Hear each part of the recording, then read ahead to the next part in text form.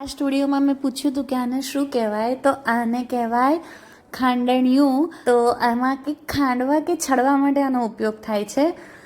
છડવું એટલે લાઈક આપણે મગના ફોતરા કે એવું ઉડાડીએ, અને ખાંડીએ એટલે ક્રશ કરવું. પછી અમે ત્યાંથી ભવાની મંદિર ગયા, ભવાની માતાના દર્શન કર્યા અને દરિયા દેવતાએ પણ દર્શન કર્યા. જો હું તમને થોડો વ્યૂ બતાવું. અરે વાહ, જો અહીંથી મંદિર દેખાય છે, ધ્વજા દેખાય છે, એક સરસ મજાની પવનચક્કી દેખાય છે. અને પછી આપણે દરિયા કિનારે જઈએ એટલે નારિયેળ પાણી તો પીવું જ પડે, એવું રિચ્યુઅલ હોય. તો અમે બધાએ પછી નારિયેળ પાણી લીધું.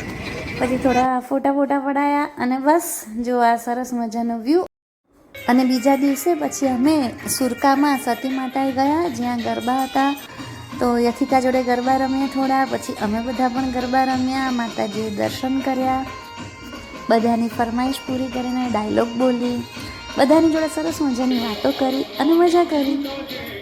જુઓ, સમસ્ત જગર પરિવારના લોકો એકસાથે ગરબા રમે છે, કેવું સુંદર દ્રશ્ય દેખાય છે.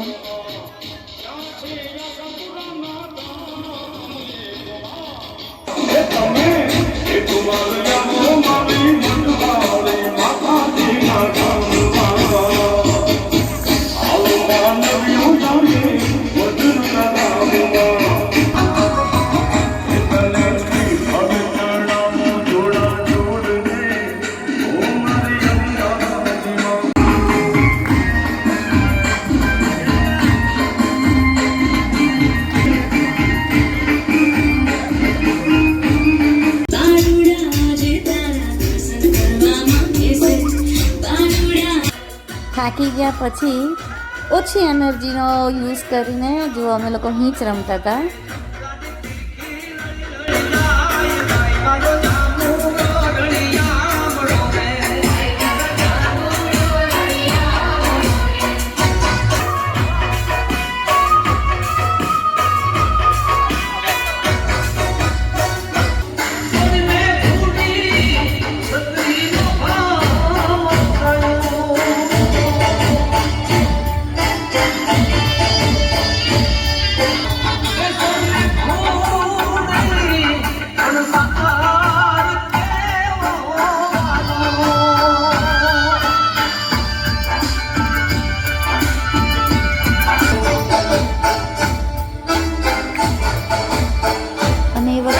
શરદી થઈ ગઈ હતી કે મને મારો પોતાનો જ અવાજ નહોતો સંભળાતો.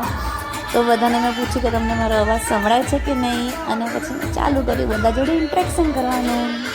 તમને લોકોને પૂછું છું કે તમને મારો અવાજ સંભળાય છે?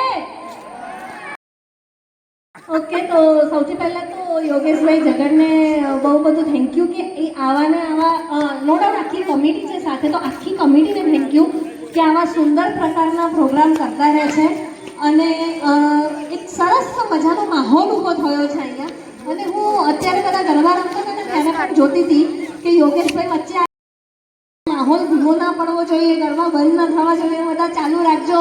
તો ખાલી એવું નથી કે ચલો ગરબાનું આયોજન કરીને મૂકી દીધું, એટલું જ કર્યા પછી પણ કેવી રીતે ગરબાની રમઝટ જામે છે એનું પણ ધ્યાન રાખે છે. તો એક વખત મારા તરફથી, આખા જગર પરિવાર તરફથી બધા કમિટી મેમ્બર્સ માટે જોરદારની તાલીઓ થઈ જાય કે એ લોકોને ફરી આવા પ્રોગ્રામ કરવાની ઈચ્છા જાગે અને બસ આવા પ્રોગ્રામ થતા જ રહે.